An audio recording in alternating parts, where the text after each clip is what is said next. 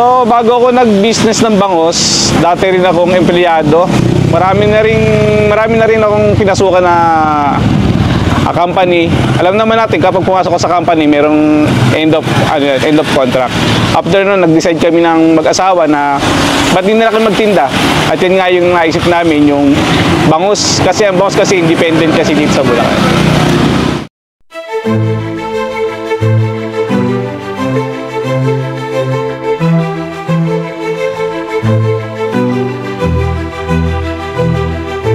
So, ino-offer ko palagi namang available yung grilled boneless bangus natin, and then yung ating bangus sisig, yun palaging meron.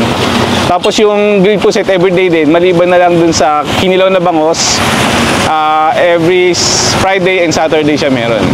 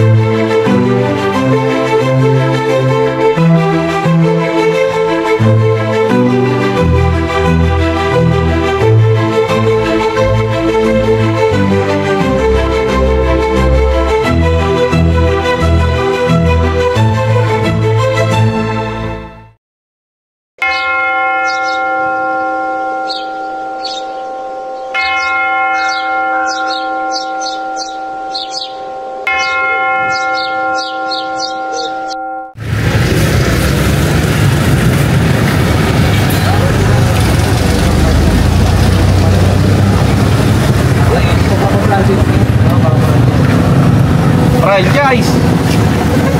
Ay, kasi magkatawag agad. Ako nga pala si Tan Matawaran, na tubong Bulacan. At dito ako nakatira mula nung ako'y pinanganak. Ang Bangus Lovers Bulacan ay na-establish ko yan noong 2019 after ng pandemic. Prepare ko yan nung syempre, unang-una, market. Tapos, siyempre, ako rin nagagayak, maghihiwa, and then palaman. And then, siyempre, nandyan din yung miss ko. Siya rin yung katulong ko talaga.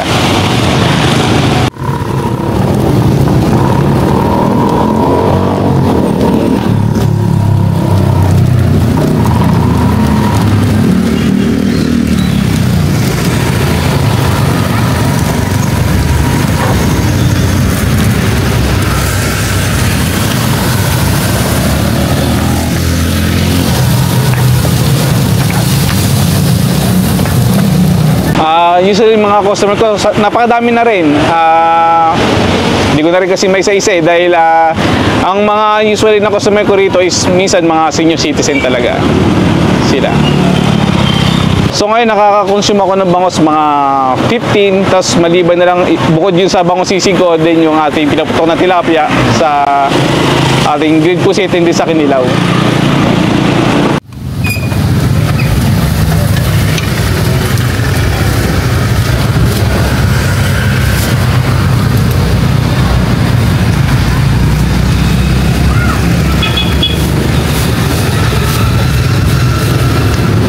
Ang pinakamalakas na araw na benta ko rito is minsan Friday or Saturday.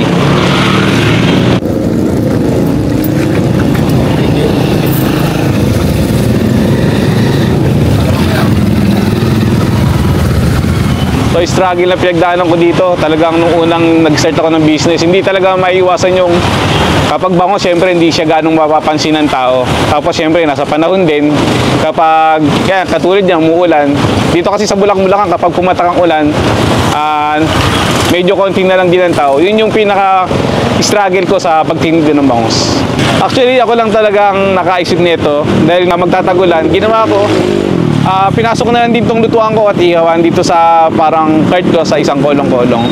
Ganun na lang din ginawa ko.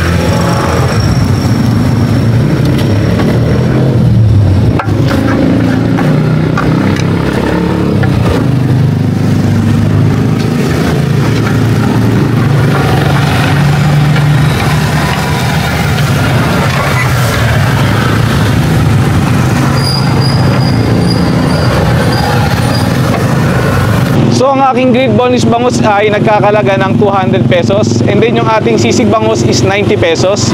Yung grilled pusit is 120. And then yung kinilaw na bangus is 150. Tapos yung ating pinaputok na tilapia is nagkakalaga ng 100 pesos.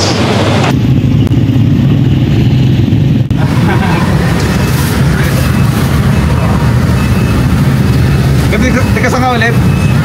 Malolos. Located ang Bangus Lovers Bulacan dito sa Camino Real Street, San Jose, Bulacan, Bulacan. Operating hours ko is 5 to 9 p.m. and then Monday to Saturday ang open. Kasi pag masyadong dari ang bangos, hindi naman kayo patayin. Thank you.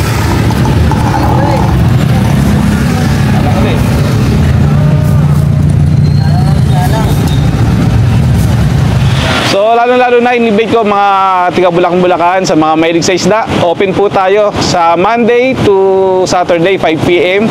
hanggang 9 p.m. ng gabi. Gusto nyo pong try? Special po kayo dito sa San Jose, Camino Real Street, Bulacan.